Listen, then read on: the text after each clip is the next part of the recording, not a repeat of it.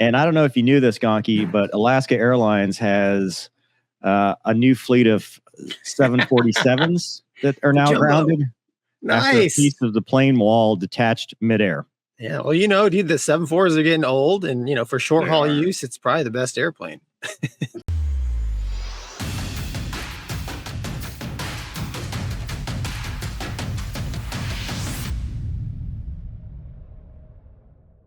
So here's what it is. Door plug flew off Alaska Airlines plane in flight, found in the backyard. And I saw pictures this morning of an iPhone that was recovered intact, not cracked.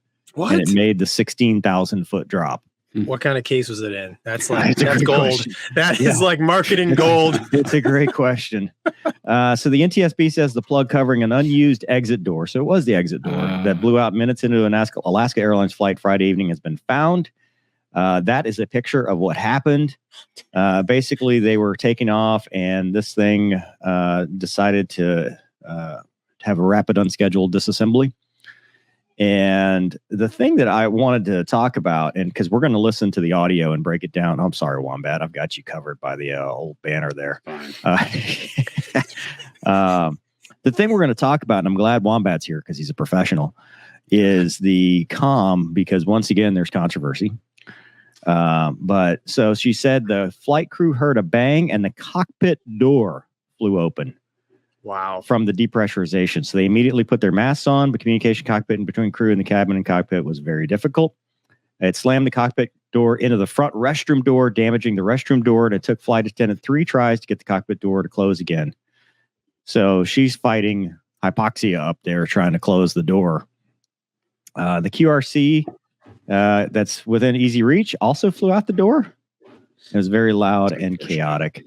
And in other news, the CVR was completely overwritten because nobody pulled the circuit breaker. So a lot of stuff is happening there. We'll talk about what happened as we go, but NTSB is investigating. There were no fatalities. And the MAX, 737-9 MAX, has been grounded pending inspections, and that's worldwide. All of these have been grounded. And that's now in addition to all the other issues the MAX has, which we'll talk about that here in a second. But initial thoughts, gentlemen, while I pull up the actual video. If that thing was in my front yard, that door would be on a wall forever in my house. Forever. That'd be awesome. Mover does the cockpit door blew open? Yes. And then got caught on the lav. Yeah. So in the 7.3, I mean, it locks, right? Like when you hey, when you're like clear to close, see you later, and the the flight attendant shut the door. They all lock, dude. But that depressurization, it doesn't lock that good. I don't know, man. Okay. All right. So I've hit that door pretty hard trying to get it to close, and it seems quite sturdy. Yeah. You're not as strong as physics as I used to be. I know. Donkey is the physics. All right, so let us begin. We're going to listen to the audio. I'll stop it as we go for comments, concerns, questions. Thanks to Vass Aviation for that. And let me know if you can or cannot hear the audio once it begins. Yeah, well, let's go down. Are you hearing that? I'm sorry, last aircraft again?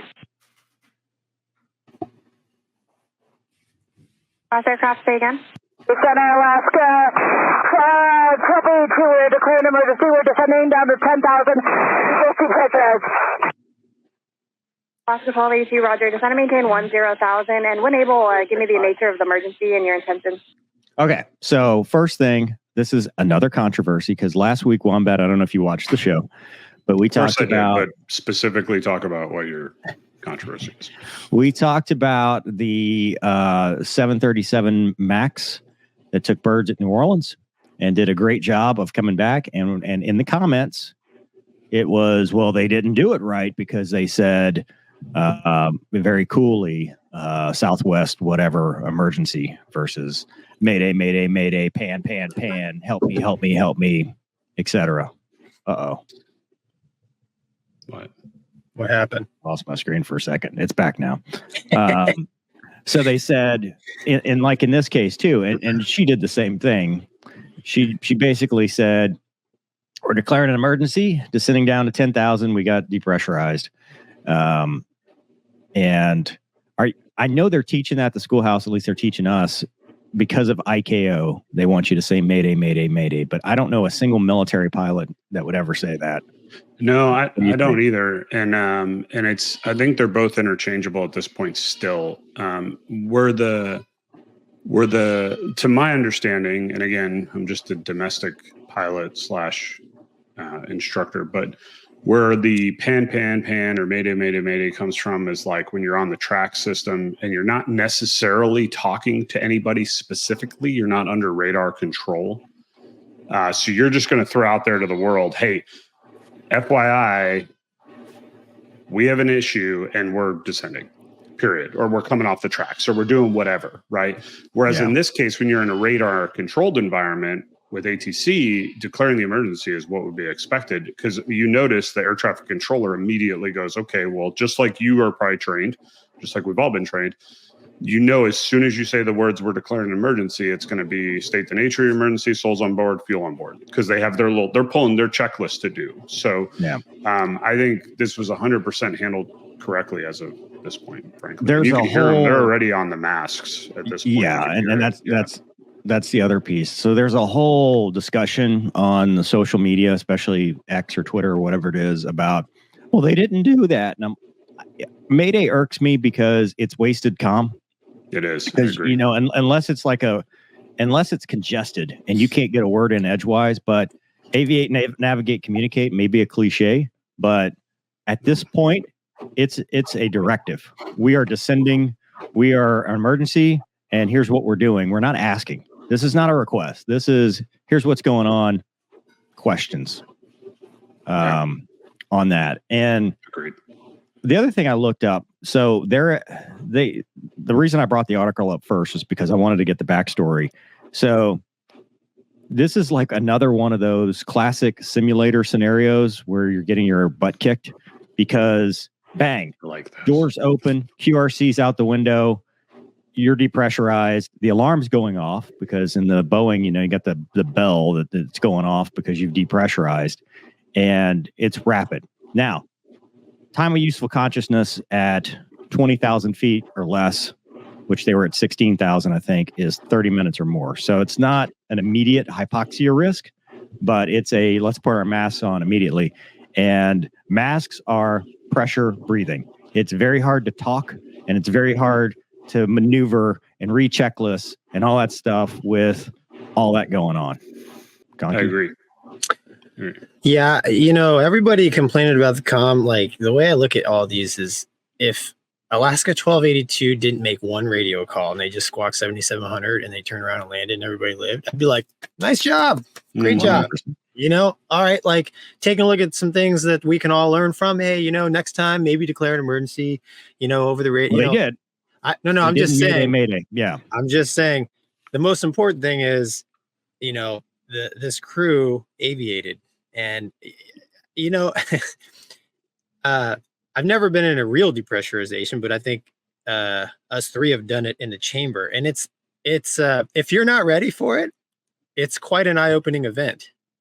You're sitting there cruising along, and I can just imagine, they don't have a tray table, right? But they're probably getting their snacks out and, probably getting the magazine out. They're not even top of climb, so they're still working. Okay. They're above 10. They're above 10, so they're switching chilling. gears. They're in a cruise more so. Yeah, they're talking about the contract, whatever, and then all of a sudden there's it's a literal explosion. The merger.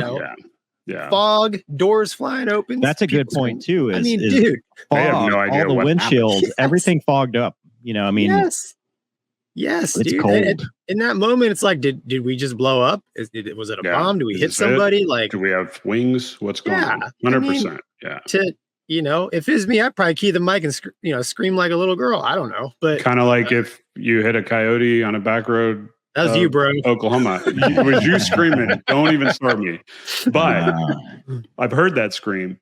So we're actually doing a training. CQ this cycle actually is all our pilots, at least on the Airbus fleet, are coming back and doing oxygen mask training They're on the mask in the sim for 30 minutes. And I'll tell you, I know.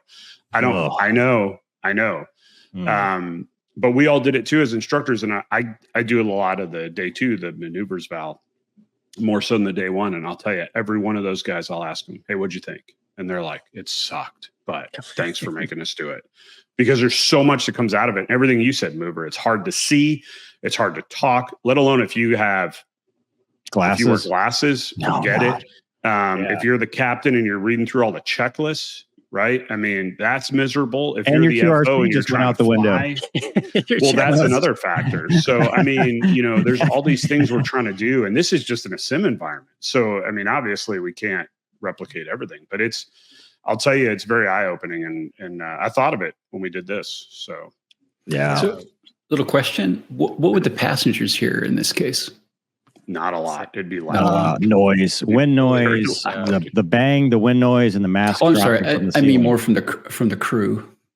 Probably not a lot initially because of how busy they are. Honestly, I mean, it's definitely I will tell you not to be. And again, everybody's their own pilot, right? But if this is my situation, my number one thing is flying the dang airplane and making sure. Because like Gonky said, I have no idea. Did we hit somebody? Do we have control issues? Is this a terrorist act? And then you have no idea. And this happened, if you remember the Southwest one that happened where the fatality. And I remember listening to the captain and she was like, I didn't know how bad it was. I didn't even know what we were dealing with, right? And that was, in my opinion, I'm not trying to diminish what they do, but I mean, this to me with that hole, when I saw the picture, this sounds way worse from a noise, chaotic, what's going on, especially if your cockpit door opens, because now you're right there with them. So you're hearing all that stuff too. The screaming. If that would have happened, I'm sure. If that would have happened at 30,000 feet, all those people would have died. Yeah. Because the pressure differential would have been so much more. Because at 16,000 feet, it's not much. Maybe a PSI. I don't know if I agree with that. I mean, 30,000 feet, your time of useful consciousness. No, the airplane, the structure of the airplane. Man. Oh, you think the airplane would have come apart? Possibly with a hole that big. That's a different argument. I'm just talking hypoxia. I was trying to remember it. How long did the mask give you? Is it 30 minutes? Mm-hmm. In the back, not in the front. In the back, the mask is dropped down. It gives you like up to 14,000 feet, 30 minutes or something like that. Yeah, it's only designed basically to allow you to get your butts down below 10. That's it, really. I mean, so. All right. Yeah, it's pretty crazy. Anyway. With that in mind, let's continue. But this was also addressed in the comments because everybody, as soon as they hear a woman, right, they're going to be misogynist and be like, well, she sounds panicked. She sounds like she's wearing a mask. That's what she sounds like to me. She sounds like a lot of bad things just happened. The startle factor is there, and they're working it as fast and as efficiently and as smoothly as they can while wearing a mask in some very uncomfortable situation at night. And anybody would be on edge. I mean, you take the hardest, baddest dude. Was it night? I might be wrong on that. Was this at night? I thought it was a night thing. I might be wrong. So it looks dark on your radar scope. That's what I was looking at. That's probably nighttime. It's got to be nighttime, or else it would be like blue, right? We need to descend down to 10,000. Alaska 182, Roger. Descend maintain 10,000, we just depressurize, descend and maintain 10,000, and we need to return back to Portland. 182, Roger, at descending 1,000, and 3023, flight pivot heading to Alaska 1282. She's yelling because it's Portland, Seattle, Alaska 1282. We need to return back to Portland if we can get one. I have another. This is an interesting point that I don't think a lot of people think about in commercial aviation, right? So as military guys, we've all done it, right? You take off, something goes bang, you come back around and land. It's almost not a non-issue, but you practice it. I'll ask Gonky Mover, how many times have you practiced taking off out of an airport with an intent to go somewhere else, and at the second after takeoff or on your climb out, we go, nope, you're coming right back to that airport. Like, it's not only the pacing you're used to. Well, that's the point. So this is just the fact of getting this aircraft that was ready to go wherever it was going and get all the systems set up to come back to Portland quickly while you're dealing with all this, that's another layer, in my opinion, of just stuff you don't do, if that makes sense. So anyway, I just thought of that. There's a lot going on here. A lot. Yeah. They're Yeah, very it lucky. was I think Friday they did a evening. great job, man. So it was dark, by the way. I looked it up. Oh It's yeah, Friday. like Yeah, because of it was this week. nighttime. Well, that too, but it was nighttime. Yeah, And well, night this is stuff scary. doesn't happen on a nice sunny clear Night day, night let's is be honest. scary just because it's night. Now add fogged up, everything plus that mask. That mask is terrible. It is not comfortable. It is not like a I mean, I fighter don't know pilot if it's- mask. Is it different? Do you have any idea what it looks like compared to like an air? Like, I don't know the difference. I'm It's assuming the they're one- all pretty close. It's the same container. You press the two fingers, it opens up. You put it over, and then So it's it probably the same mask. or very seals to your similar mask. face, and then Yeah. it's pressure breathing. I mean, it's Yeah. a pain in the ass. Yeah, Yeah. no bueno. It sounds like Okay, stand by. I'm going to contact Portland. Just let them know you're having some pressurization problems. Are you going to need any assistance on the ground? Yes, we need it assist. We declared an emergency, and we have 177 passengers on board, and we have Full our flight. fuel is Full 18,900. inch. Wow. Hey, Portland approach Alaska 1282 emergency aircraft now leveling 12,000 and a left turn heading 340. 12,000. She said. Alaska 1282, foreign approach. Good afternoon. You still have information zero? Yeah, we do have information zero. We'd like to get lower if possible. Alaska 1282 is going to maintain 7,000. Realize also, it's not flat terrain. Yeah, It's not New Mhm. Orleans. It's mountainous all the way around there. Yep. Just going to maintain 7,000 Alaska 1282. Controllers are doing a great job. Alaska here. 1282, did you declare an emergency or just need to return to That Yes, part, we are it would've been nice emergency. if they We are handed it off depressurized. as We an do need to APP. return back to. We have 177 passengers. Fuel is 18.8. Alaska 1282, Roger. And do you need time to burn off some fuel before you land? Negative. Right. So Heavyweight just, landing potential. yeah. Well, just so people are aware, Wombat, correct me. My assumption here is this is the FO talking as the pilot monitoring, and the captain is physically flying.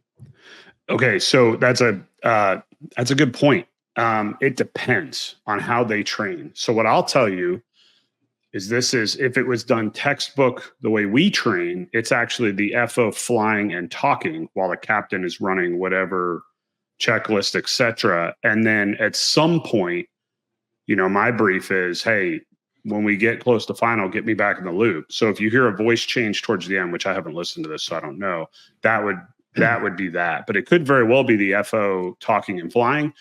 I'll tell you right now, if it's me, I'm not flying this airplane. The FO is flying this airplane. I got way more things to worry Flying about. and talking, or just flying?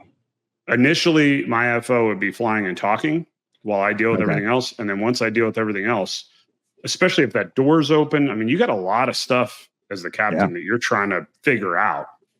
I pawn off the flying and the talking to the FO. And then once I get all that squared away and kind of in one sock, if you will, then I'll come back in the loop. I'm probably going to take the comms back, but I'm going to let the FO fly. There's not an FO that I fly with that isn't perfectly capable of landing the plane on any given day. So I don't need to think about that, especially if it's not a controllability issue. If it's controllability type thing, I might take it back only because, it's kind of like the old adage of I'm going to try to land on the longest runway, even if I don't need it, because when I'm in the dirt at the end of it, at least I could say I landed on the longest runway. You know what I mean? That's kind of maybe that was the Navy that beat that into me. But in this case, it could very well be that that is the FO flying and talking. But I will tell you, and I'm not trying to it sounds like just the way she's speaking, it may be the captain. Just the things she's saying. I think it was in the Southwest that you referenced earlier. It was the captain talking. Like when you hear the comms, it was the captain talking. Yeah. Is that how? Go ahead. I mean, is that how you guys, like in your experience, is that how they do it? It was in the sim, at least, it was always whatever they gave the captain the option, because captain's authority, on how they wanted to run it. And a lot of captains would do that, where bang, you're an emergency. Okay, FO, you fly, I'll talk, or you fly and talk until we get a plan, and then we'll go from there. Yeah. Okay. Ready for the approach now. You 28, that's okay? We need about 10 minutes for Alaska 1282. I like that. Alaska 1282, Roger. Take as much time as you need. We'll let you know, Alaska 1282. You know, we need time You to get can tell everything. that this situation has calmed down a bit. Mm-hmm. Just from the way they're talking. Sorry to bother you again. Are you okay at 7 or do you want lower? I think they're off the mast now. And Portland, Alaska 1282. We are ready for the approach and we'd like to do the Yeah, approach. they've transitioned from a catastrophic mode of we don't know if we're going to be able to fly this airplane to, okay, we can fly it. Let's make sure we cover our bases. Yeah. So we don't make this bad situation worse by missing. Yeah, safely landed. You could just hear that in their voice. That's phenomenal. And frankly. the mask is most likely off by now, you think? Probably at I 7,000 would think so. feet If I in can the get radar environment. if I can get that mask off, it's coming off because I can just communicate, see better. And the article did everything. say they closed the door. So, you know, I think the cockpit flight door. attendant was Flight able to deck close the door, sorry. cockpit door. Yeah. Yeah. Okay. So that takes away some of that external chatter in the back. The chaos. Alaska 1282, can you get down from there? Or you want to give you a box around to get down? We can get down, Alaska 1282. Alaska 1282, no problem. If I clear you from there, it looks like you're on a localizer. Clear for the approach, Alaska 1282. Alaska 1282, I just want to verify no problems. Think and descend. We can bounce you back around for another approach if you like. I think we got it, Alaska 1282. This is Nice. I like it. ATC just trying to make sure they're not slam dunking them because, you know, you can get time compression and compressed to the field, and airliners are hard to slow down, especially when you're heavy and you're just making this emergency return. You got a lot going on. You know, I mean, I appreciate the fact that they're like, hey, we can get you around again if you need to. You know, don't feel like you have to make this approach happen. But I also like, and my guess that they're looking at that without looking at FOQA data is that they probably are a little high and fast compared to a normal approach. Well, 7,000 feet. Yeah. If you look at where they are on the localizer, it's probably higher than. Yeah. They're probably not where people or where airliners typically come in. So that's why they're offering it. But I also do like the crew being like, no, we're going to do some pilot stuff here. Because again, I guarantee you, they probably, I mean, man, if I'm hearing a door blew out, I'm assuming that we've lost people. That's in the back of my mind right now. I have to be that way. And it's like, okay, there's a balance between a box pattern and do I get this thing on the ground to save more lives? You know what I mean? Yeah. So I commend them for what they're doing a lot. They're, yeah. Thank you. Alaska 1282, no problem. Contact And she's tower polite. 123.7. Yeah. Have a good night. 2377, good night. Yeah, we're back to normal comms now. Yeah. Good night. Light. Portland Tower 1282, we're on the ILS 3, last emergency aircraft. Alaska 1282, Portland Tower, wind 160 at 11, runway 28 left, clear connect. Settle in at runway 2 at left, Alaska 1282. So that might have been the captain the whole time. There's your pictures. Yep. At the door. That's wild, man. That's wild. It's a plug style. Like that. Yeah. shouldn't It happen. shouldn't come out. Yeah. It's wild. Well, that's why they're grounded now while they figure this out. Oh, So that- the only thing, cursed. Do they share landed the same safely door? and taxied to the gate. Nobody was sitting there, from what I That's understand. Amazing. Yeah. I wonder if heard this is rumors going to of that. make it easier to get the exit row now. Well, you Because got- nobody's gonna What I'm want- deadheading to be like, all these Yeah. exit Yeah. rows are open. all Like, the oh, exit man. rows are always open. But so what did we learn from this? Number one, great job. 100% great job. They handled this just like the Southwest folks last time. They told ATC what they were doing, what they needed. They handled the emergency, and everybody got safely back on the ground. What else? What else can you ask for? Doors that don't Yeah. blow out randomly. The hatch just blew, right?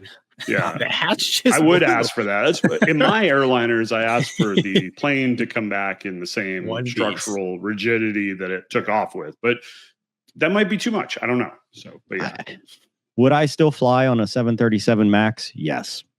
I don't think this is a indicative of a. well, not of a right now. You critter. wouldn't, but because they're, Well, they're not going anywhere, I mean, in but- general, do I think it's Yes. it's a, you know, as much as I have voiced my displeasure with that airplane. I don't think, with as much as it flies and with as much as, I mean, airlines trust it, I don't think it's an inherent problem. Like, I think it's one of these things. They'll do some inspections. They'll fix it. Plane. Yeah. Yeah. But it was a new airplane. It only had like 4 days on it. Oh my gosh. Man, I get to go pick up a new airplane soon. That means it has a warranty. We're good. Yeah, but that's from France. That's true. Bonjour. Germany, actually. Okay. Wags, you got anything for this? No, I guess the only thing kind of struck me was I imagine there's a lot of adrenaline pumping with her, and the fact that she kept it pretty calm. Yeah, I think was pretty telling as well. Yeah, I don't like. Sorry. Go ahead, Gonky. I was going to say, I mean, people also have to, the haters, right? The critiquers, they got to realize most airline pilots, and Wombat, correct me if I'm wrong, will go through their entire career with every day, just take off, put the wheels up, put them down, land to the gate, go. Hopefully, like, that's the goal, right?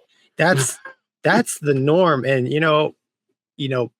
we get training on stuff like this, but it's not like everyday training, right? It's not like every day going to the gym. It's once every 9 months or 6 months or a year. It's and you don't have enough time to go through every scenario. So just the that's why the Aviate, Navigate, Communicate, it's like the basic blueprint to surviving any kind of thing like this that happens. And like just watching, we've seen 2 of these now, and it's just like, wow, that's amazing, because hopefully that's the last time those pilots and flight attendants will ever have, hopefully that's their little career. and they're done. And to your point, I mean, especially Wombat talking about, I don't know what structurally this aircraft is, dude. If that door had hit a stab, oh dude, you know what I'm saying? I mean, if that door had hit something structural, like this is not just we lost a door, very lucky. Very lucky. And they're lucky the surrounding structure, didn't have problems too. I mean, when you're putting that much air load on something that's not meant to put air load on, it can be dangerous. So very fortunate that this is something we can talk about. Obviously, we're not going to speculate on causes or anything. Let the investigation do its thing. But dude, this is one of those things you talk about at the schoolhouse and you learn from. Kudos I guarantee you they are. I mean, we don't have the max, but I guarantee you they are here as well. Kudos to the crew for doing that.